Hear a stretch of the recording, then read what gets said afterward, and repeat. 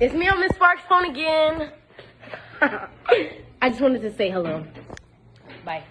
I just want to say my baby was loved, and I want to thank everybody that came out here tonight to put candles and flowers and bears and everything in remembrance of my sister.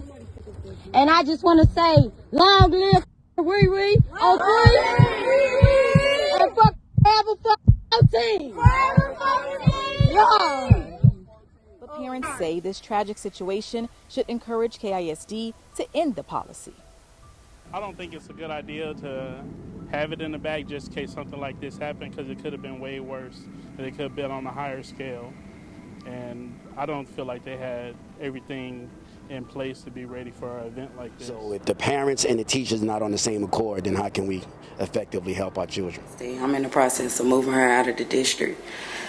It's already in the process. She has been being bullied. I send out emails after emails after emails. And the lack of trust that I've lost to, yesterday with the school is scary.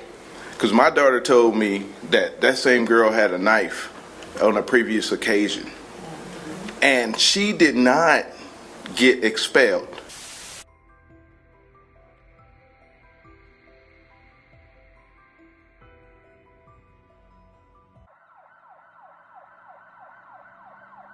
"14-year-old Serenity Baker was an extraordinary young girl, full of life, talent, and ambition. Her radiant smile and infectious sense of humor left a lasting impression on everyone who knew her. Even at such a young age, she was already building a future for herself, running her own hair braiding business and using social media to showcase her skills to friends and family.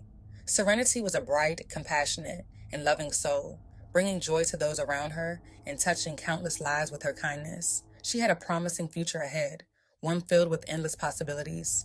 Each morning, Serenity eagerly headed to school, never imagining that one day she would not return home. On the afternoon of March 10th, Killeen police responded to Roy J. Smith Middle School after receiving reports of a student being stabbed. Upon arriving at the campus, they encountered a chaotic and heartbreaking scene. A teenage girl lying unresponsive, the halls once filled with the sounds of students laughing and learning were now overcome with shock and fear. What had begun as an ordinary school day had turned into an unimaginable tragedy, leaving an entire community shaken and searching for answers. But what we have confirmed so far is that the confrontation resulted in one student stabbing another. The suspect, also a student, was quickly apprehended by Killeen ISD police and taken into custody. Emergency medical services arrived within 7 minutes of being called to the scene. The victim was identified as 14-year-old Serenity Baker, who was rushed to Carl Darnell Army Medical Center. Tragically, she succumbed to a fatal neck wound, leaving her family, friends, and an entire community in shock and mourning. According to students who witnessed the incident, what began as a minor verbal altercation between Serenity and another student quickly escalated into unthinkable violence. Within moments, the other student lunged at Serenity, still gripping a sharp object in her hand. Despite reports that teachers ran toward the scene and security intervened by tackling the suspect, the attack had already inflicted fatal injuries. The accused student, identified only as a female peer, was swiftly apprehended by Killeen police. However, authorities have yet to release further details about her identity or possible charges. In the aftermath of the attack, the school was placed on lockdown, and frantic parents were directed to pick up their children from a nearby church. For many families, this tragic event has sparked serious discussions about school safety, with some now considering homeschooling as an alternative. As Serenity's loved ones struggled to process this senseless loss, they were left with many painful questions.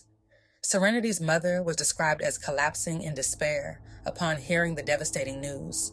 Through her sobs, she recited the Serenity Prayer, the very words that had inspired her daughter's name. Her family, particularly her older sister, has expressed outrage over what they believe was a lack of immediate intervention. She claims that Serenity lay bleeding on the floor for nearly 10 agonizing minutes without receiving aid from teachers or staff. Only another teenage girl attempted to stop the bleeding, holding pressure to Serenity's wound. To make matters even more disturbing, a video of the incident began circulating among students, adding to the family's grief. Additionally, multiple narratives have emerged on social media regarding the events leading up to the fatal altercation. Some individuals close to the situation claim that Serenity was the victim of ongoing bullying by the 14-year-old suspect. Others, however, argue that Serenity was the aggressor, and that this tragic incident was the unfortunate result of her actions. The heated debate has even extended to adults from both sides, who have engaged in back-and-forth exchanges in the comment sections of various posts. As conflicting perspectives continue to circulate, the truth behind the tragic loss of Serenity Baker remains a point of contention within the community. The father of the 14-year-old suspect claims that his daughter had been a victim of bullying for the past 2 to 3 years and lived in fear, yet Killeen School District officials failed to take action. According to him, his daughter endured ongoing verbal threats and harassment, and at one point, an associate of Serenity Baker allegedly pulled a gun on her. In an effort to seek protection for his daughter, he stated that he had filed multiple reports with the school district and also reported the incidents to the Killeen Police Department.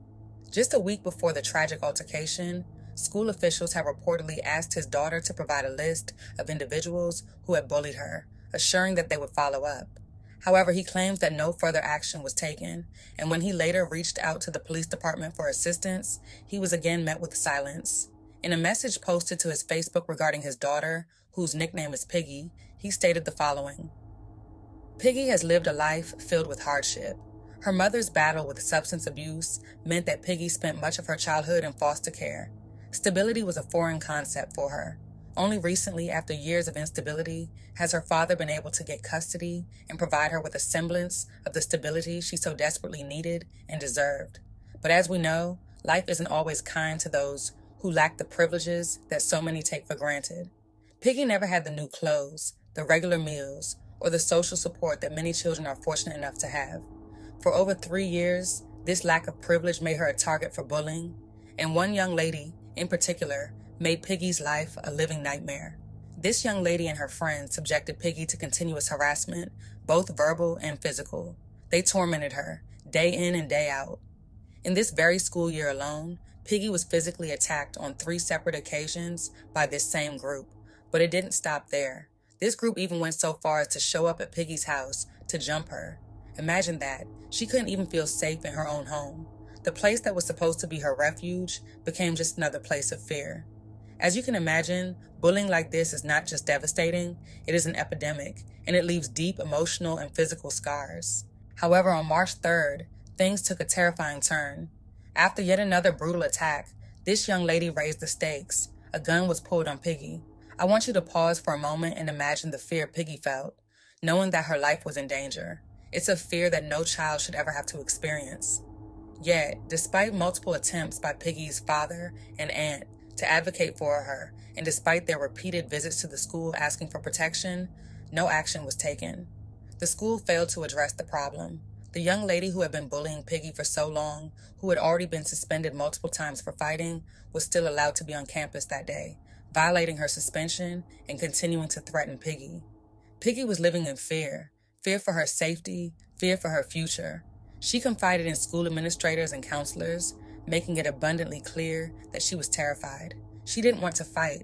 She simply wanted to go to school, get an education, and feel safe. But every day, she was under the constant threat of violence. Now, tragically, we find ourselves in a heartbreaking situation.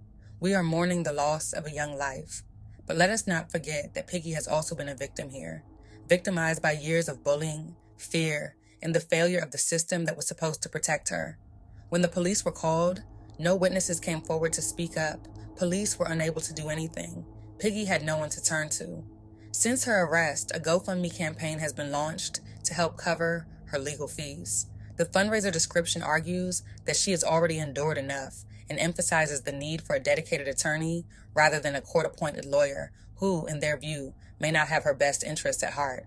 The campaign has sparked debate, with some expressing support while others question whether fundraising for her defense is appropriate given the circumstances. In the wake of this tragedy, Serenity's classmates gathered on campus to honor her memory.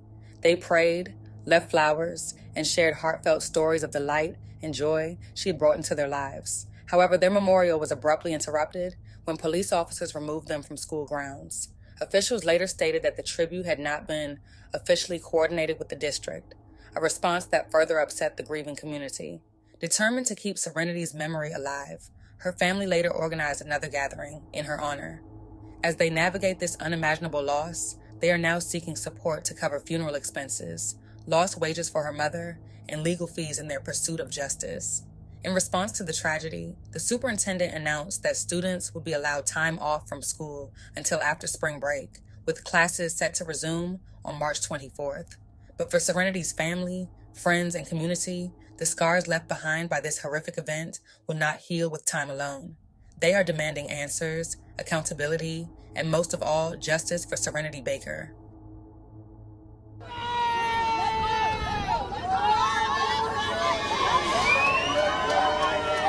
Family members, friends, and classmates were in tears today as they all said goodbye to 14-year-old Serenity Baker. Serenity's aunt, Jasmine Schenkel, shared how difficult this tragedy has been for their whole family, especially for Serenity's mom. That was heartbreaking. That was devastating for my sister to have to go there, the family to have to go over that. I don't know if you've seen her younger brother over there.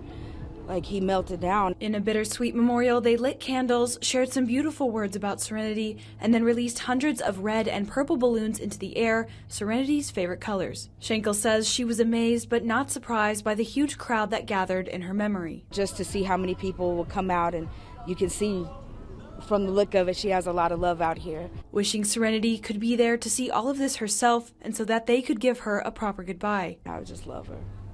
I just love her. Because at the end of the day, what more does a 14-year-old girl want but to be loved? During the vigil, family members also called for an end to the violence, saying that this should have never happened. It's sad. The youth, the violence, the having to feel like you're one up and stuff, it's not worth it. Because now, not only has that girl going to have to deal with, legal things, and she's lost part of her life, my niece is also never coming back to see any of us.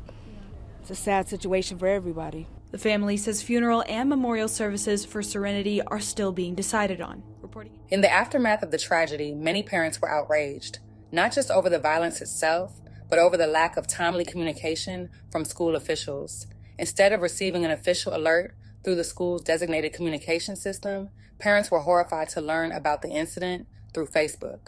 The absence of immediate notification raised critical concerns. How did a student manage to bring a weapon onto campus? Were there metal detectors in place? And if so, were they operational? What safety measures exist to prevent violent altercations from escalating into fatal encounters? How does the school plan to ensure such a tragedy never happens again? These pressing questions, among others, fueled an emotional emergency town hall meeting organized by the Killeen Community Action Alliance and Impact Outreach. The gathering drew parents, community leaders, teachers, and students, all demanding answers and reassurance that meaningful changes would be implemented. However, tensions ran high when many felt their concerns were either deflected or left unaddressed. Some parents, overwhelmed with frustration and grief, walked out of the meeting, vowing that their children would never step foot in the school again. The tragedy had not only taken a young life, but had shaken the trust of an entire community in the very institutions meant to protect its children. Hands raised, hugs given, emotions running high. What my daughter experienced is something that I experienced when I was in combat. Actually seeing somebody pass away is very tough. The community town hall meeting at Douse Community Center brought together a diverse group of voices. The goal was clear: to address the aftermath of the recent stabbing death of 14-year-old Serenity Baker. Ray Garner's daughter is a student at Smith Middle School and witnessed it all.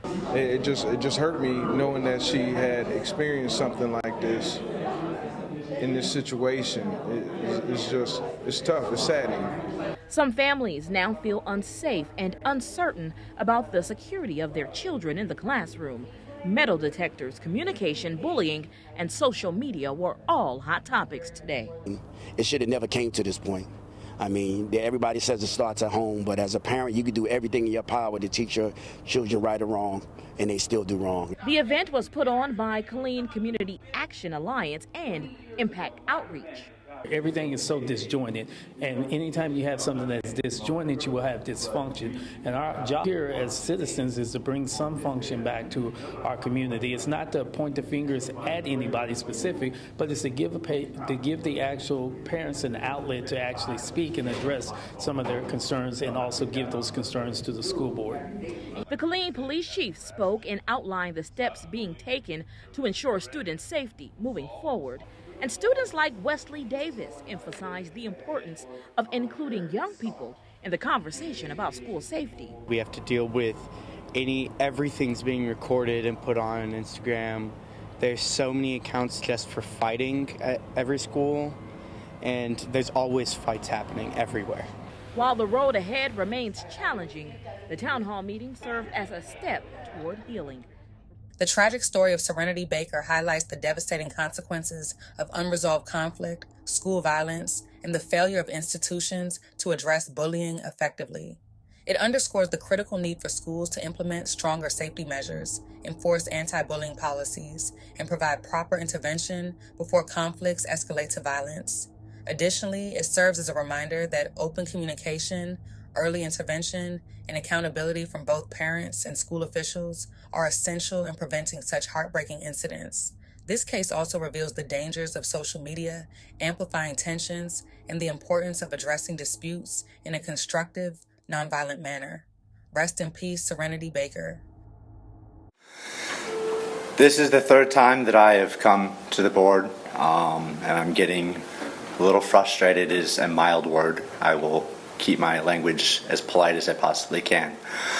I addressed not public safety issues, some safety issues that I was concerned with back in last spring, which to date have yet to been addressed.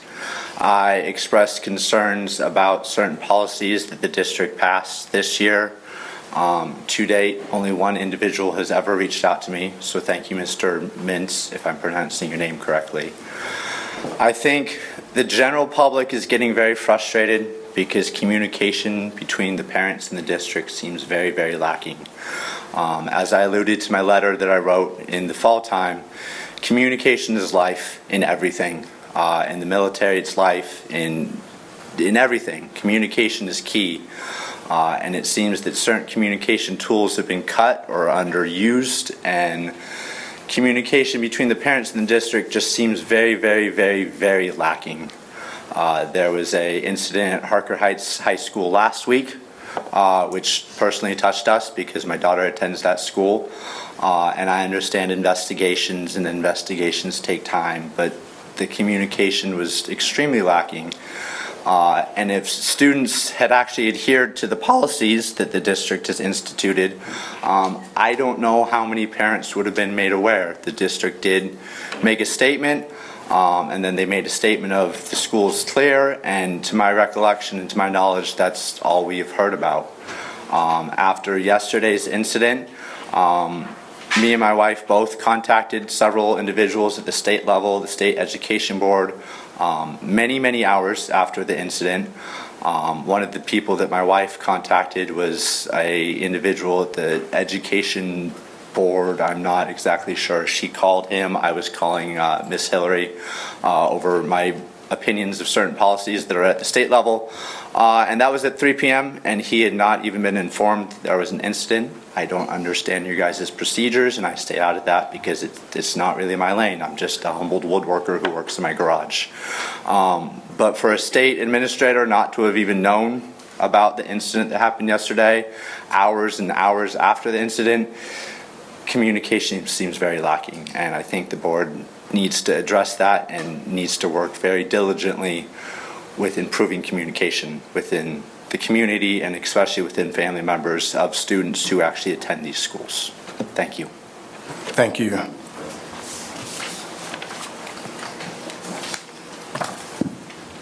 Next we have, and I apologize for pronunciation, Gabrielle Montgomery Seaton. Yes. Did I pronounce that correctly? You did. Welcome. Good morning. My name is Gabrielle Montgomery Seaton, and I do reside in Killeen.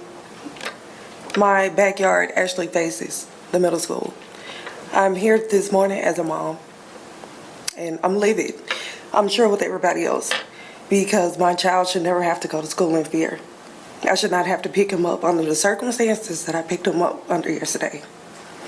I have repeatedly called the school and downtown about the lack of crossing guards, the lack of security, just all of it. No responses. I got nothing back. I've also contacted KPD Fights happen in my backyard, in the creek that they walk in from school every single day. A disabled kid was attacked and jumped last year. I contacted KPD. I contacted the school. KPD says it's a KISD issue. KISD says it's a KPD issue. Meanwhile, our kids are coming home in fear. Our kids are fighting. Our kids are hurting. As a parent, this is frustrating because you asked me to do my part, and I'm doing that. And I'm trusting you all to keep my kids safe, and yesterday was completely unacceptable. It's not fair to the two parents that lost their daughter in both ways. It's not fair to the parents that actually do what they're supposed to do. Yes, it starts at home, but it also starts with you all. I agree. The lack of communication was horrible yesterday. I only found out because I was on my way back from the gym and I saw everything that was transpiring. The school never contacted us. Never. We learned what we learned through social media. Yes, that is an aid, but that should not be our direct contact for when these type of things transpire. You all should have communicated better, and then it was the lies that came from you all after the fact. That's unacceptable. Parents deserve to know the truth about what's happening in these schools and why. Where are the metal detectors? Where are the security guards? Where are the school nurses? She potentially could have gotten help a lot faster. And I'm going to just leave it at that. Thank you. Thank you.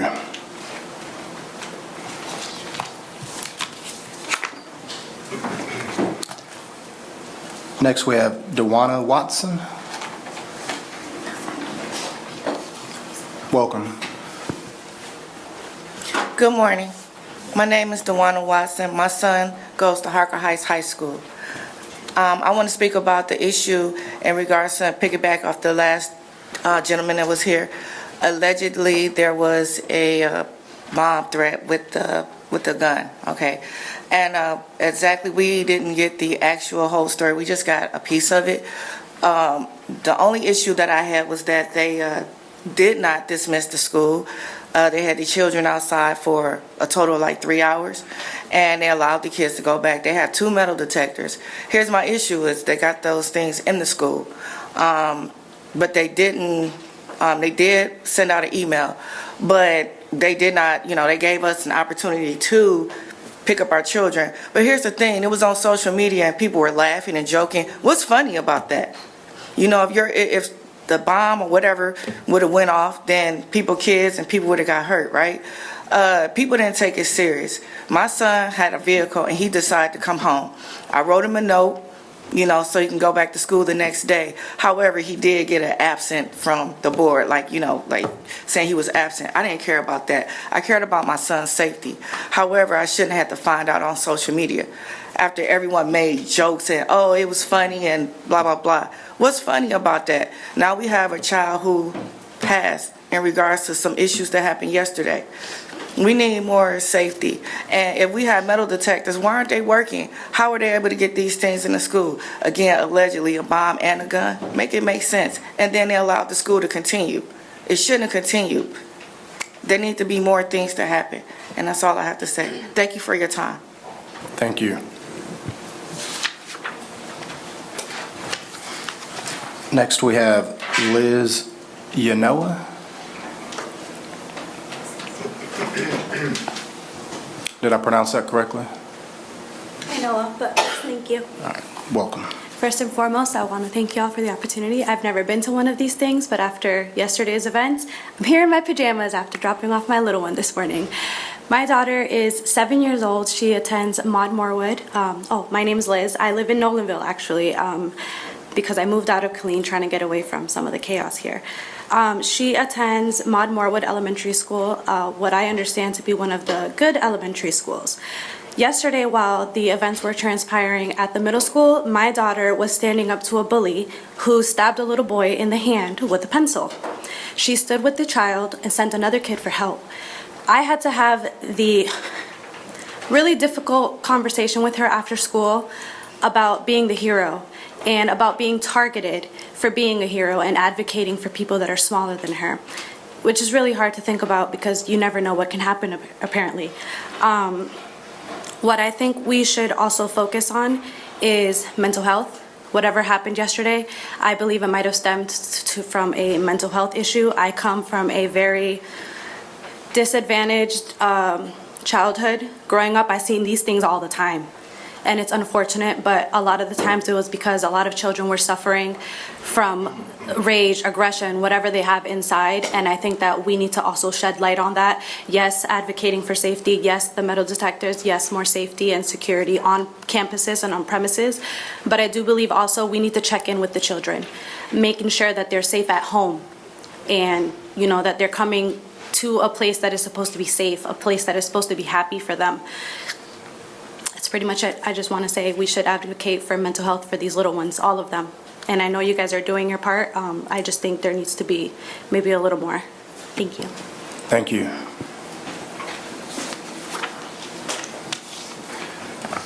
Next we have Kyla Irvin. Welcome. Thank you. Good morning. My name is Kyla Irvine and I reside in Killeen, and I have two middle schoolers that attend Smith Middle School. The topic I want to discuss is bullying. 3 years ago, the kids and I moved from Arizona to Killeen, Texas. I do have now a 9-year-old who suffered tremendously, not only by bullying from the kids, but from the teachers as well. Things that were transpiring in class, he would bring it up to the teacher's attention and it was sit down. He also has anxiety disorder. So whenever he didn't feel heard, but this student was, hitting me with his pencil, it was shut your mouth. So I did end up pulling him from school, and he took a 6-month break with homeschooling, and we did try again and it failed again. Unfortunately, I had to send him back to Arizona with his dad. He is flourishing. He's 8 on a roll. He's in every sport you can imagine. I feel KISD is the reason why me and my son are apart. I think it's sad. I feel like these issues that were brought up were never heard. I feel like a lot of these bullying issues, they get a slap on the wrist, or they just want to talk to the students, or they get ISS, which, believe it or not, a lot of kids say ISS is fun. My son has been in ISS, my eldest son, and when phones were allowed, they sat in ISS with the phones all day. The teacher didn't care. So he was like, oh, ISS is no big thing. I just feel like maybe KISD can try more. Maybe a program where the two students that aren't getting along can be with a resource officer and do some type of activity and maybe figure out, oh, hey, he or she isn't that bad. Maybe they can be my friend. Maybe bringing the parents in with the kids, with the principal and a resource officer, speaking about these problems, coming to a conclusion, and then everybody's on the same page. The parents, the children, the school, the principal. I just feel like there's so many things that can be tried here, and I just feel like nothing is being tried. And then also with the communication, if I was at work yesterday, I would have never got that email. But if there was a call sent out, my husband would have got that call and he would have been able to call my job, and I would have been able to get to my kids.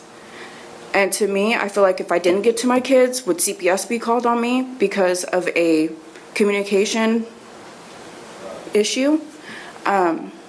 So yeah, I miss my son, and I blame KISD for that.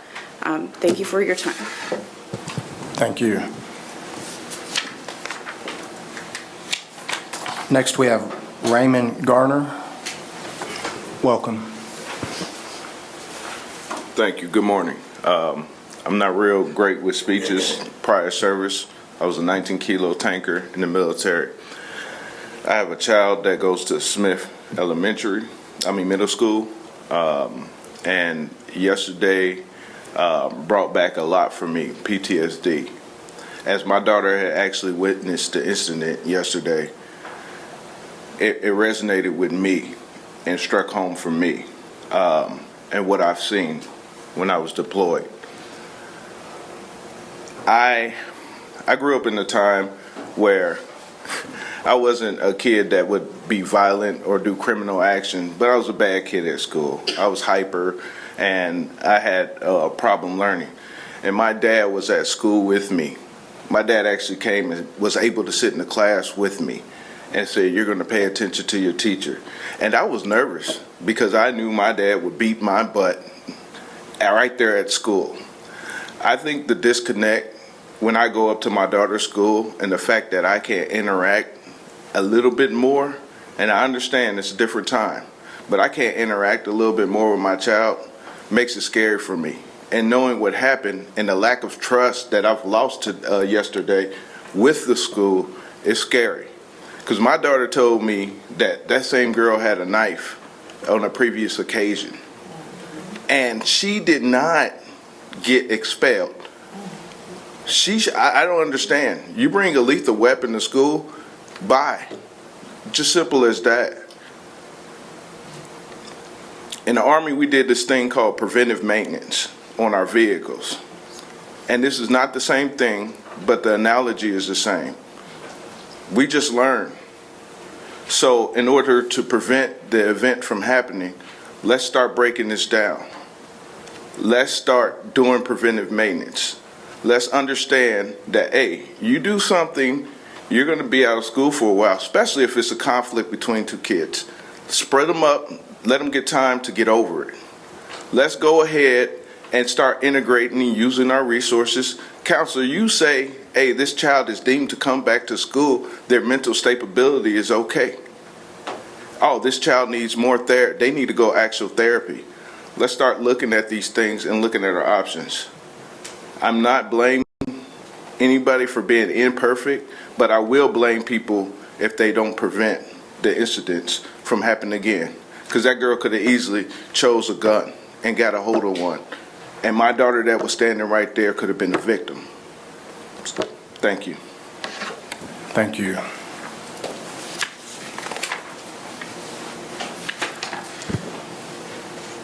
Next, we have Sharonda White. Welcome. Good morning. I have a daughter who was attending KISD. I'm in the process of moving her out of the district. It's already in the process. She has been being bullied. I send out emails after emails after emails. I watched my child from middle school go from cheer captain 2 years, every single sport there is, to now nothing. I did placement orders for these kids to stay away from her. Still come to our classroom. Still. This situation started last year, still going on this year. Leaving the school, I left work all last year, left work every single time something happened. When you watch your kid go from a high standard down to feeling like she got to defend herself in school with no protection. Me at work can't work because I don't know what's going on. Yes, I tell her, text me every time. No, she's not supposed to have her phone. But I don't feel safe. Tell me. I leave work and I go. Only thing I can hear them tell me, well, they in testing, so they have to be in class together. No, they don't. This little girl comes to her classroom. Nothing happens. She's sent home for the day. I pick her up. We attacked on the steps at Killeen High School. Yes, as a parent, I did. I defended myself. I got banned. This little girl's still allowed to come to the school. Why isn't she suspended? Why isn't she expelled? Second day of school, she's fighting. This is what she like to do. I watched my child go downhill. I felt like KISD did not protect her. And when I say email after email, after attending the school, I did all that. So I had to pack up and move. I don't have the money to do that, but she's not protected. And then this week, this happened. Mind you, in front of the police officers, this little girl said she was going to get somebody to kill my baby. Do you know how close that hit home? That hit home. Like I was scared. That's scary. That's very, very scary when you know that's not what your child is about. Like, she want to go to school. She don't want to, and I pulled her out. And we have a meeting tomorrow. I pulled her out before the meeting. She went from A's and B's first 9 weeks to failing now. Because I was not finna send her to school to be attacked. Because they go into her classroom. Nothing's being done. Nothing. Nothing. And that's sad. That is sad. Do I have the money to pack up and move? No, I don't. But I don't want my child being on that end of the stick or the other end of the stick. I don't want her to feel like she got to hurt somebody to defend herself. Mind you, she's 4'11", 80 pounds. These high schoolers are big now, you know. And walking away, that's just her getting attacked from behind. It happened last year. She wasn't suspended in middle school or anything. She wasn't taken off sports. I'm going to have to stop you at your 3 minutes. We appreciate you. Thank you. Thank you. Thank you. Yes, ma'am.